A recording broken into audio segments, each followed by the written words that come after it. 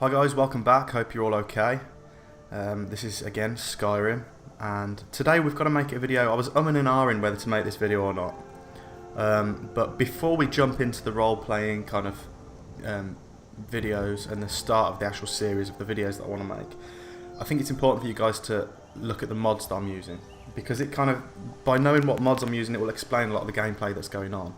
And I thought, whilst this video is going to be a bit boring, a bit sort of just looking at the mechanics of a couple of mods, I think it's important for you to see it so you can understand what's going on, and also I can reference people back to it. If people ever watch these videos in the future, like I said before, I'm not expecting a massive view count, but that doesn't matter. But I can refer people back to this to have a look at the mods that I'm using if any questions come up. So without further ado, let's have a look at the mods that we are using. It's going to be Frostfall, and let me see if I've activated these yet.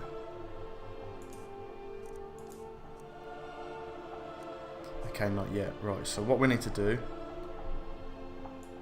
is just wait until after 7 o'clock at night, and this is so you can activate the Frostfall mod.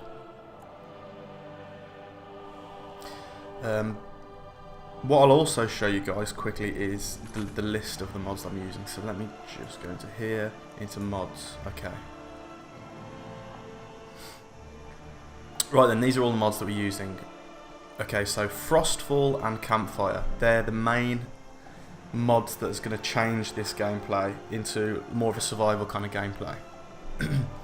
And we'll go through those today, and I'll show you the kind of mechanics in those mods. Belt Fastened Quivers is just a really simple mod that changes the position of the quivers onto the waist and instead of on the back, so it doesn't conflict with things being carried on the back. Skyrim unofficial patch just fixes a load of bugs with quests basically and glitches in the game, so that's a good one. And this one is alternate start. So what this one does is just, instead of going through the main normal story sequence at the start where you're on the carriage, you know, you're going to have your head almost cut off, blah blah blah, it just puts you in a cave, and we'll actually start the okay, we won't start it like that, but it puts you in a cave and it basically says, what kind of life have you lived? And I just selected, I've been camping in the woods. Okay, so that's it, and that's why it gives you some of the things that I've got here, some of the fur armor. So this is it, this is where it puts you. So that's just another way of starting the game, so you don't have to go through the whole sort of story thing again. It's quite a nice little one if you want to get straight in with a new character. Okay, so let's go into first person view. We have to stare up at the night sky if it's after 7, which it is. And let's take a look at these mods. Start Frostfall. Yes, obviously you only have to do this once. Lost in thought, you reflect back on how much the wilds have taught you about yourself over the last several days. You recall a book you once lost that was full of wisdom about survival in the open country. On a whim, you open your pack and find the Survivor's Guide to Skyrim staring back up at you. Had it always been there, or had thought alone summoned it? You push aside the thought as you thumb through its pages and then carefully place it back, knowing that some things are never truly lost. Okay, so this is going to add the Survival Guide to Skyrim. There we go. And we can take a look at that. That is in our books. I won't read through this all now because it's quite there's quite a lot of it. But basically this gives you a sort of tutorial basically, but in like a story way, of the mod. It talks about cold, it talks about cold water, hypothermia, exposure, how to cover up, camping, being cold at night, all these different things. So that's a good book to look back at if we're stuck, or what I'm going to do is read through it myself, and then I'll refer back to that if I need to, if we get stuck in the video series. Okay, so Frostfall has been started. You are now prepared to face a colder, harsher Skyrim. Use Frostfall settings to tailor your experience. Okay, so what we need to do is go into magic, into powers, and then we get these new options here. Another one should be added in a minute as well, but we'll wait for that one to come up. So we're going to options, Frostfall. There we go, look, there's the other one. Weather sense, so that's just another skill. So options, Frostfall. Let's take a look at this first. So you select it and then you press Z or whatever the on the console is to do a drag and shout, and it opens up the options.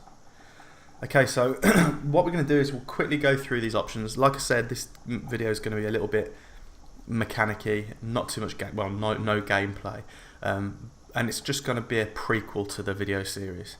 And then once we start the video series, we're just going to go straight into role play. Not full on hardcore role playing, but you know, just we're going to be the character and we're going to look at his backstory and all that kind of stuff. So let's have a look at these options then. All options. Okay, so let's have a look. Exposure. Select the feature you want to configure. So exposure rate. Obviously that's just the rate that you exposure affects you. Lethality. Now this is an interesting one.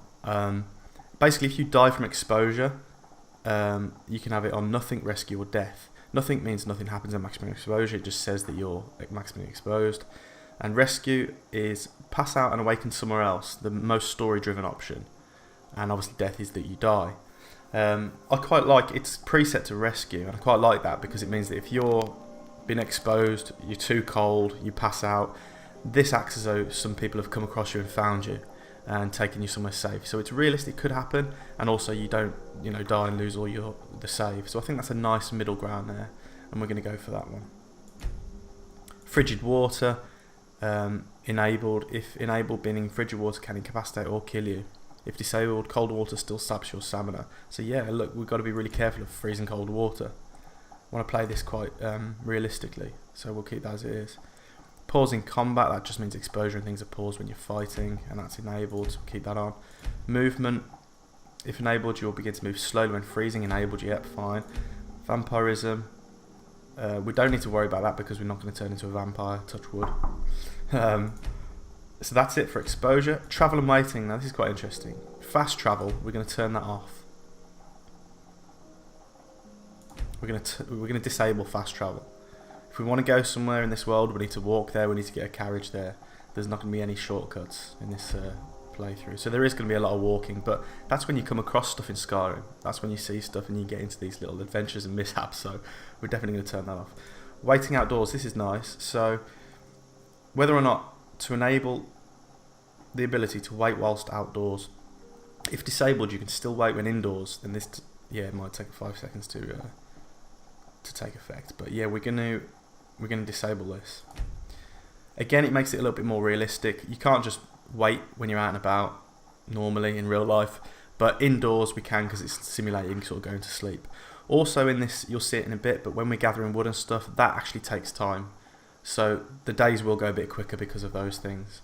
So that's a nice little realistic mod that we're going to, sorry, a nice little realistic mechanic we're going to have on. Okie doke, effects. These, I'm going to keep all these on. Basically, it's just how the game tells you that you're cold, that you're wet, those kind of things. The screen shakes a little bit. You know, you hear him sneezing and that kind of thing. So all of those options we're going to keep as they are. Notifications, we're going to keep those as they are. Endurance skill, select the feature you want to configure. Respec skill points.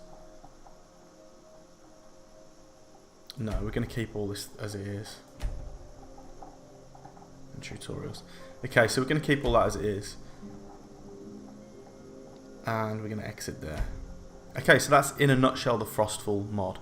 You can see there, total warmth 177, total coverage, whatever that said, 40 something. And basically the way, and then there you go, you feel completely warm because we're next to a fire.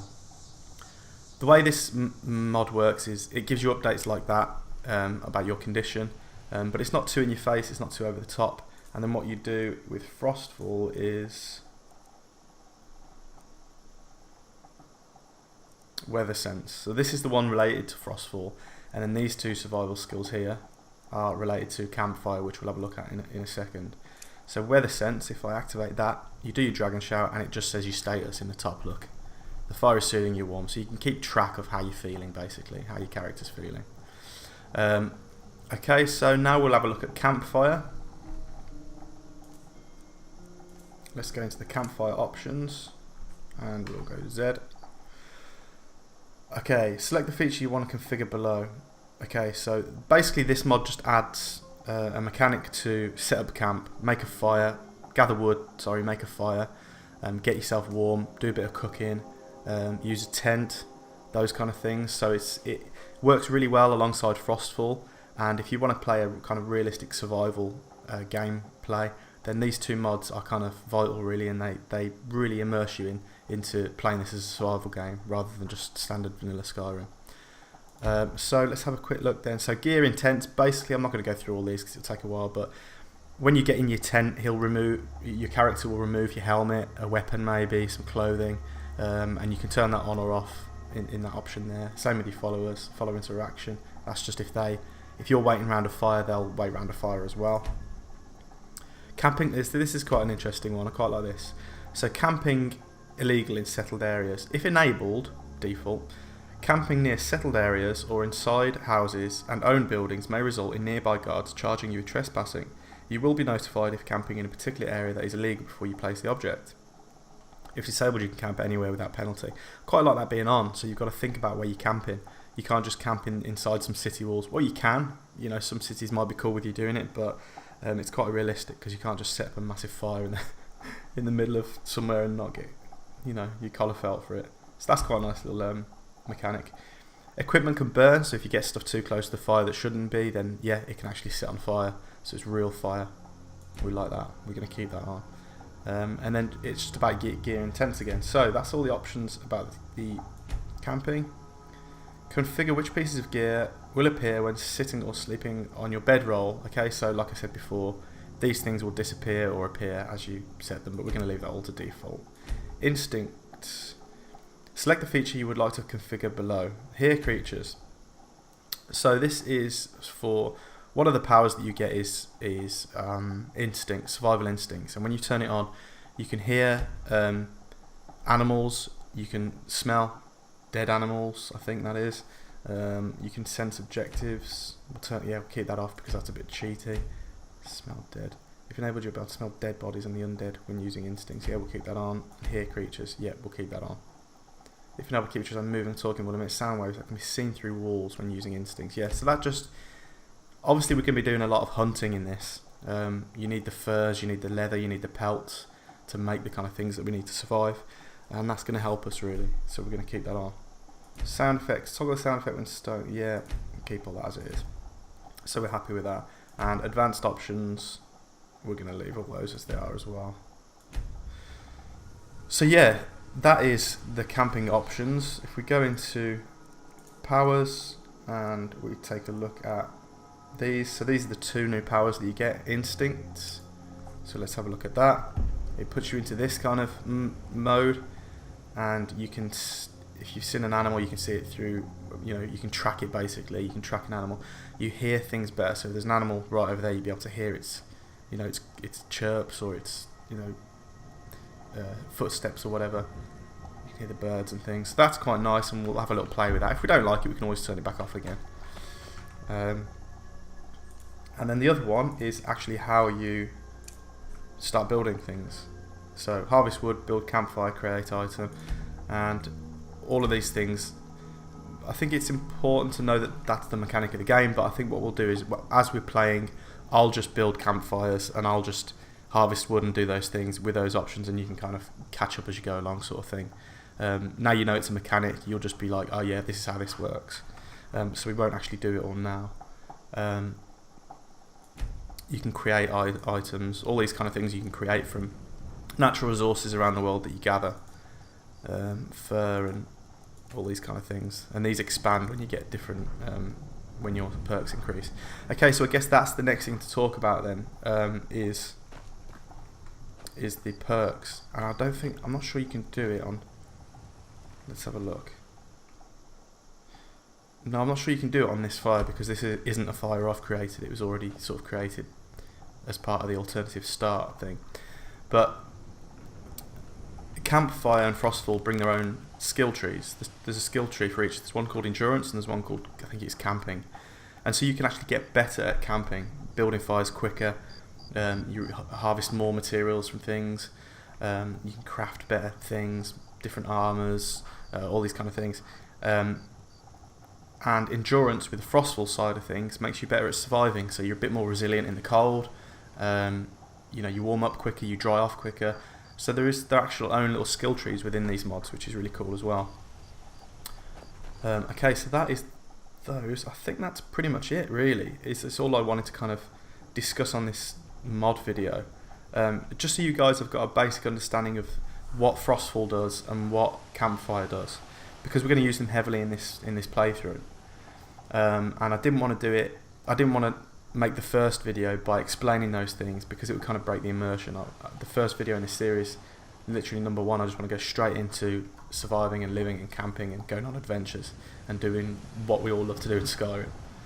Okay, so hopefully that's kind of given you a bit of a heads up on what we're doing. I'm sure there's probably something I've missed, but we'll catch it in the normal playthroughs. Let me just have a quick look, make sure there's nothing else I've forgotten.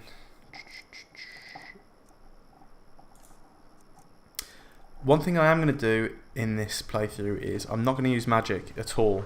That's one of the limitations that I'm going to give myself. So when you start on a fire, you can either start it by a magic spell, or you have to use a stone and a flint to kind of get it going. And that's what I'm going to do. I'm not going to use any potion. I'm not going to use any magic for healing or anything like that. To me, magic doesn't exist. It's in this world, but I'm treating it though as though I haven't got any magic. The shouts are a little bit different, because although that is magic, we are still going to play through the quests and the stories in the game. So we're going to need to learn about the dragon shouts and that kind of thing.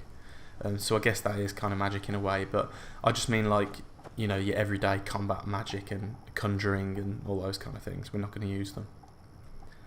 We'll talk a little bit more about our character, and unless I set him on fire, we're going to talk a bit more about Aruna in the next video, the first video in the series, and we're going to discover he's got quite an interesting backstory. So we're going to get into that, figure out who he is, why he's here, why he's doing what he's doing. So I hope you enjoyed this little. Sorry, there's no gameplay, but it's just a little mechanic video, and we'll catch you on the next one. Okay, cheers guys, see you soon.